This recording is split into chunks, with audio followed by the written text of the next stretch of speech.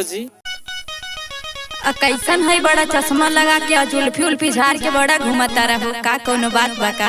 बात कोनो ना बात देखत है तोहरे जलन होती का बात? जलन ना होत बा सुना सुनावा। देवर चलेला जुल्फी झारे अपन के घूमेला कृष्ण मुरारी तया इठल छुट्टी जहिया आई में हरियाणा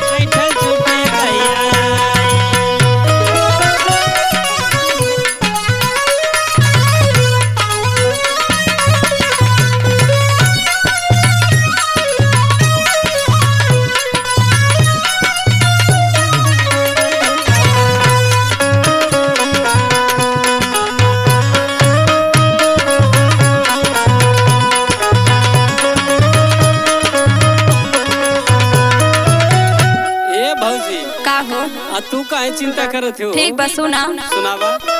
देवर तो हरी कमाई आई जाई जब ओराई देवर तो हरी कमाई आई जाई जब ओराई मेहर जाई जब संघवा सहरियाना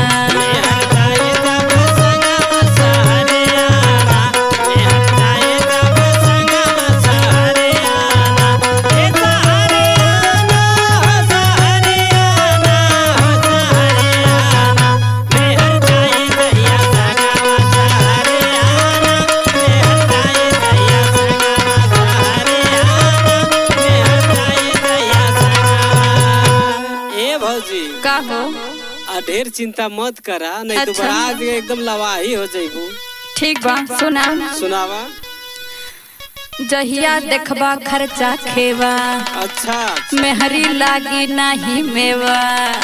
हे देवर जी सुनत होला? सुनावा। जहिया देखबा खर्चा खेवा और मेहरी लागी नहीं मेवा लहरी बथे लागी तो हरी कपहरियाना